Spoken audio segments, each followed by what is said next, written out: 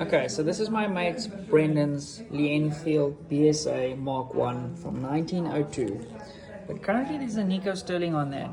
So, in the spirit of things, we are going to upgrade him to a new Swarovski. And then that's going to put this rifle over the top. Okay, now we are styling with the Swarovski. En doe de